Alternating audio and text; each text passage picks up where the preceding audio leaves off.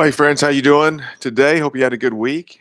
I think one of the most amazing things about this week, quote Holy Week, is that there's a week around the world when all peoples and nations and so forth are sort of forced to confront the reality that Jesus Christ came in the world as a man and was did what he did, crucified and raised from the dead. It's pretty phenomenal. Talk about an evangelistic week built into human life, regular life.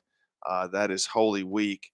Uh, the Bible, of course, lends itself to the details of Holy Week, beginning with Palm Sunday, last Sunday, and ending on this Sunday, Easter Resurrection Sunday. And it's pretty phenomenal. I think all churches, almost regardless of denomination, are going to celebrate somehow.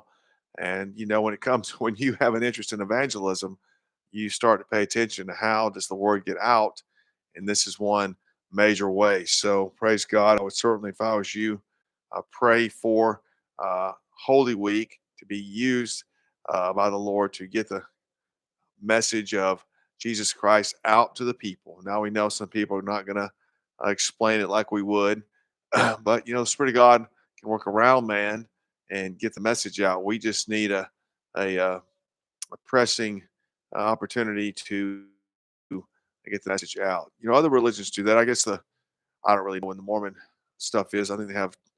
I don't know if they have any holy days. Islam does, but it doesn't. I'm sure it's a big deal in the quote Islamic world, but in the Islamic world, see, there are Christian churches. There's a historical Anglican church called St. George's in Baghdad, and so the Christianity, just the British going out and so forth, or even the Roman Catholic with them, and a lot of what we would say are not Christian nations, Asian nations, and so forth. If you get on the map, and start looking online, and so Holy Week is going to be far more profound amongst these nations than Islam is to us. We don't really, it doesn't really phase us. We've adopted the holidays here in the United States and Western world, so I don't think anything comes close to this. So this is a pretty phenomenal opportunity. Hey, before we get started today, Waterproof Bible. Do you have one? Check the store link at the bottom of this video. This is an amazing book. It's created by what's become a friend in Birmingham, Alabama. The pages of the Waterproof Bible, if you've never seen one, are vinyl.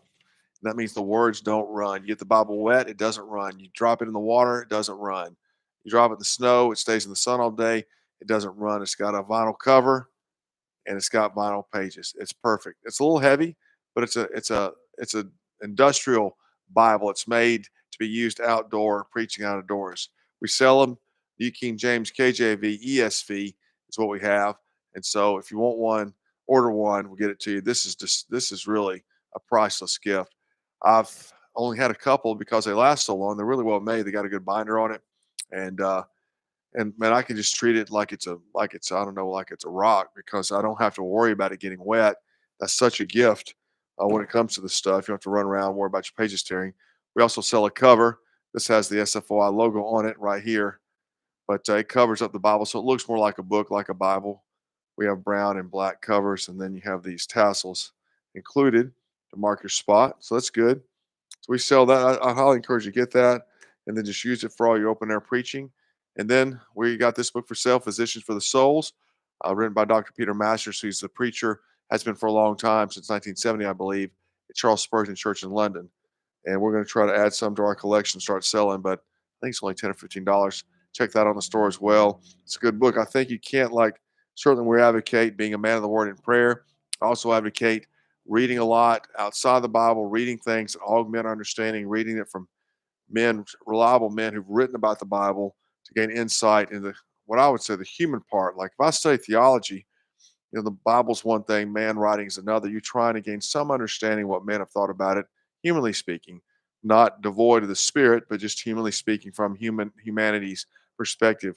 How do we look at gospel ministry? How do we look at baptism? How do we look at communion? How do they fit in, especially evangelistically? We want to say, how do these how's the gospel?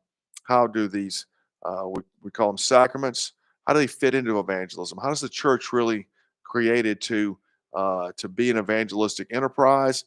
And how can an evangelist interact with the church evangelistically? And so I think these are real topics for us evangelists, that in the way God seems to have made life, that the Bible answers questions about God. It doesn't answer a lot of all the questions we would say about how the human part of this works. And so, just like if you're reading, you're in a business, you're a banker, whatever, an engineer or HVAC, you're trying to learn for the best out there.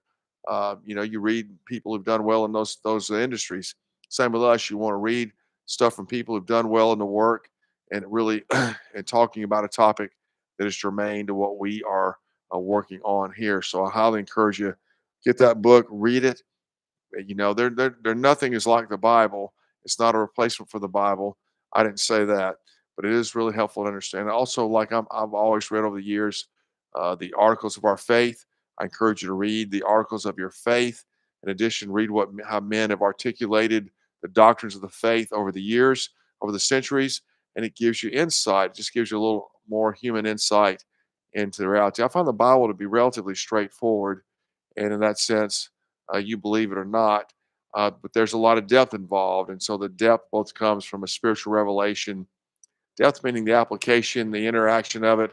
How do these things really surface and begin to be something that we tangibly understand and believe? And, that kind of thought it also runs in line when you study the articles of your faith, whether you're Anglican, Presbyterian, Reformed Baptist, Southern Baptist, whatnot. Study how they say it and educate yourself. Educate yourself. Don't be passive about these things. And so when you're evangelizing, you present yourself as a man of the word, man of one book, as Wesley Whitfield said, but also a learned man about what other things have said as well. Hey, big weekend this weekend. It is a Holy Weekend, but you know what? The sports world, the concert world does not take any time off. Let's go in here and see what we got. This today, Friday, April 18th. A lot of MLB games. Let's see. The time is 1:25 Eastern time. So I'm going to skip the two. Let's see the first thing. There's a UFL game tonight at Ford Field, 8 p.m. start. Now let's go into MLB.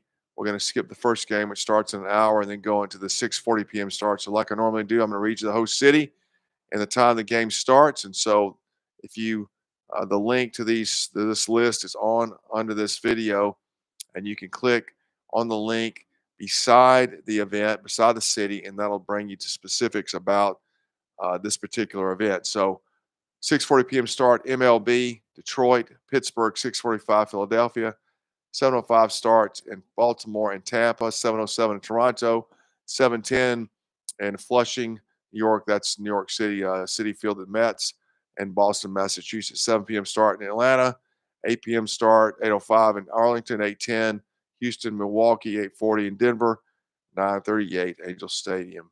Concerts this weekend. What's going on? Bluebird Music Fest, Boulder, Colorado this weekend. Breakaway Festival, Arizona, Phoenix today and tomorrow. Sweetwater 420 Festival. That's in Pullman Yards in Atlanta. That was never a big deal in Atlanta. But check it out. Check it out. Tomorrow, the 19th, got a pretty good slate of activity. MLS plays primarily on Saturday. These are MLS games. Austin, Texas, 1:45. These are all Eastern time starts. 4:30 p.m. Cleveland, Ohio, Charlotte, North Carolina, 7:30 Montreal, Foxborough, Mass, Harrison, New Jersey, Seattle, Washington, and Chester, Pennsylvania, 7:30 p.m. starts. Chicago, Illinois, Houston, Texas, St. Louis, St. Paul, Minnesota, 8:30 p.m. starts. Sandy, Utah, 9:30, 10:15 Portland, Oregon, and 10:15 Portland, 10:30 San Jose. UFL, Arlington, Texas, 12:30 p.m. start tomorrow. And then MLB, 1:05 start Philadelphia, 1:10 Detroit, 2:20 Chicago, 3:07 Toronto, 3:10 Denver, 4:05 Baltimore, Pittsburgh, Flushing, Arlington, Texas, 4:10 Boston, and 4:10 Tampa, Florida. 7:10 Houston and Milwaukee, 7:15 Atlanta, 9:38 Anaheim, Music City. There's a festival, Shell Days tomorrow, Overton Park, Shell, Memphis, Tennessee. Sunday, not a big slate. MLB games, though. 1:35 p.m. start. Baltimore, Pittsburgh, Atlanta, Boston, Philadelphia, Toronto. 1:37, 1:40 Detroit, Flushing, New York, Tampa, Florida. 2:10 Milwaukee, 2:20 Chicago, 2:35 Arlington, 3:10 Denver, 4/7 Anaheim, and 7:10 p.m. Houston, Texas. A lot going on out there. A lot going on. So I'll encourage you to check those events out on this list. Let me talk for a minute about the George Whitfield training, and we'll be done for today. Uh, what is it that is really an issue that we have to reckon with when we begin to consider to do either more evangelism or to be vocational full time? There's really a primary cornerstone issue. There's two cornerstone issues. The first one is time. Let's say you work right now and you work 40 hours a week, but that doesn't, if you have a family, that's not all there is to your schedule. Yet those 40 hours a week, you can evangelize. You can go out, let's say 1 day a week. So that's good. Hey man, I'm for all that. But you need that time. To be vocational says I want to swap the time that I'm working to do evangelism. That's the key thing. And to me, here's how to discern that. You wake up and go, man, if I had the time, I would evangelize. And this is for you. Not only the training, but moving into this vocational work. If you said, yeah, if somebody paid me, I'd do it. That's not really the hard attitude necessary to persevere in the work. So if you wake up and go, man, the Lord's burning me. I just have this burden for people. I want that time. Then that means to me, you want to be vocational or full time. And I'd highly encourage you to come to the training where I explain in my training how to transition into that work, what is required, so you'll know when you get into it what's coming. Heath Pucel also teaches expository preaching, and that's really good because we advocate preaching sermons because in the sermon preaching, you go to any text in Scripture, declare who God is from that text, and you legitimately connect that text to the cross of Christ because God is our Redeemer, and make that case for people. Here's God. Here's our salvation. Here's our redemption. Here's our forgiveness of sins. And so he teaches that Tract 2, expository preacher training for open air preach sermons for open air sermons. That would be something I would always encourage anybody to get in. Heath has started the George Whitfield Preaching Academy, and that's a 2-year cycle to learn the fundamentals of the process to preach open air sermons. I'd highly encourage you to get in that full time or not, because learning that's key. Once you learn a technique, it saves you a lot of time. It makes you more effective. So Heath Pucel, uh, Tract 2, if that's where you're at to preach, check out that. But if you're trying to make the full time transition, Tract 1, that's me. The secondary, but just a little bit less fundamental issue at hand is how do you look? How do you look at your life when you evaluate what you do, the decisions you make? You might say, are you making them with the end in mind? Scripture teaches us that we'll come to the judgment seat and be rewarded for what we do, good and bad in the body. Paul says to seek those things which are above, where Jesus sits at God's right hand. In other words, we're seated in heavenlies already, as he says, but oftentimes we act like this is our home forever. And so we make decisions based on what appears to be, we classify that we make these, we appear to be making financial decisions. Well, I can't afford it. I can't do this. But what we're really making is earthly minded decision, a lukewarm decision, a decision that does not include uh, the judgment seat. And that's a good thing for us. The judgment seat is good.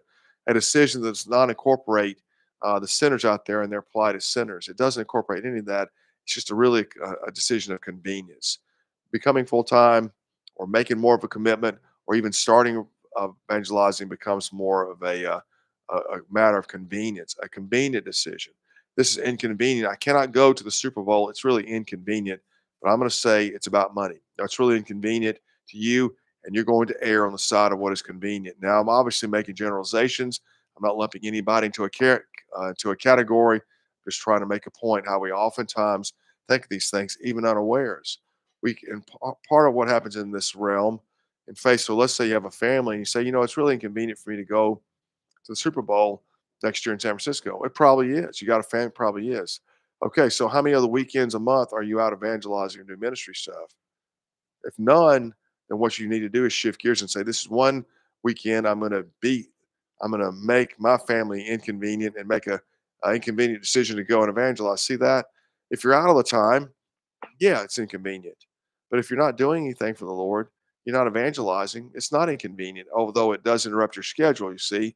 And that's what you have to start thinking about, because everything in life, once you become an adult and have a family or have a busy schedule, everything's inconvenient.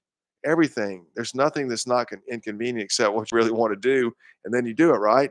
So evangelizing is not something on the first thing everybody wakes up and wants to do in the morning. So it's all going to be inconvenient. You've got to think beyond that. And so to me, the best way to think of it and begin the process of thinking it through, say, you know what, I am going to come to the judgment seat. Jesus did die for me. These sinners are going to perish without the gospel. When you get into that zone, then it takes you to another way to reconcile your schedule and your commitments, full time or not. That's where I'm saying, get your mind there at the cross, at the judgment seat. Are you living your Christian life with that in mind? And I'm not implying sinless perfection and say that. Are you living your life with the end in mind? That is the key. Now, once we get there, start thinking about that. You have an evangelistic interest. I'm going to tell you some other things about doing this kind of work. So those are the two things: getting the time and living your life in light of the cross and coming to the judgment seat. Now, what happens here in the move to full time is your life changes, but it's a blessing to you. Two things happen in practical reality. One is that the time goes by really fast. So let's say you're 30, you'll be 70 before you know it. It may not seem that way every day, but asking the old person, I'm 62 now, you look back, like, where did the time go? It's going to go by fast. And so, in other words, you will, it might look like a daunting task now, but you get into it, apply yourself, and go through it all, it'll be over before you know it. So that's not a really consideration. The second thing is that uh,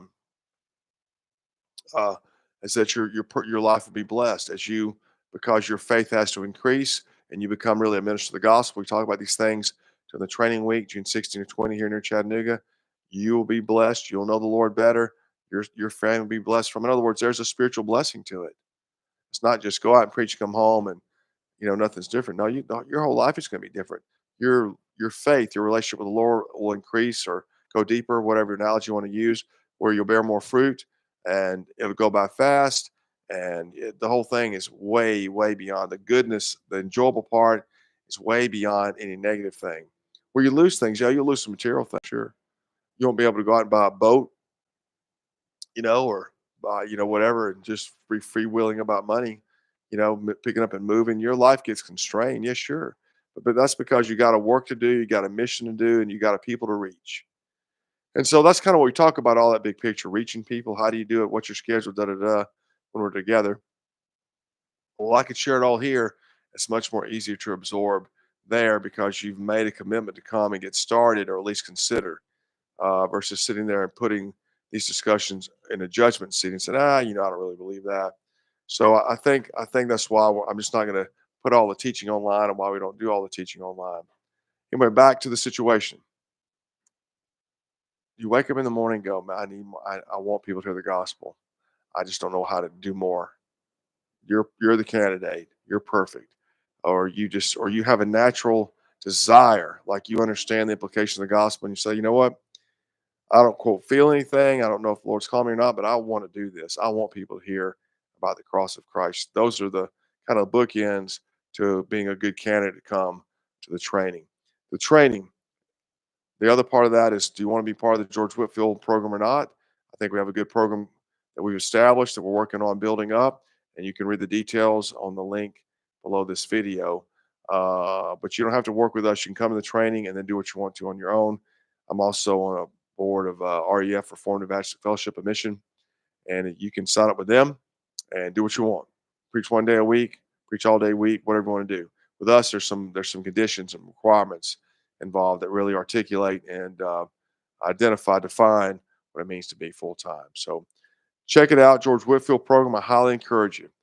Like I said, you have this understanding of the plight of the sinner, and you want to hear the gospel, or you have this sort of spiritual awakening calling about it. Either way, perfect scenario to come and go through the training as well. Highly encourage it. If you're on the fence, like I said, the best thing to do is two things. If you had more time, would you evangelize? And are you living your life in light of the judgment seat and making decisions? In other words, storing up treasure in heaven. That's another way to look at it. Are you storing up treasure in heaven? Is your decision about this kind of stuff one where you're trying to store up treasure in heaven, or is this just a decision of convenience? All right, friends, that's it for today. Send me a message on this video or call or text me 423-724-7500. I'd love to hear from you. June 16 to 20, Birchwood, Tennessee is where the training is at. The links are below this video. I believe you'd highly enjoy it if you came, and great fellowship and other things that go on that week as well. Hey, thanks for tuning in. Bye-bye.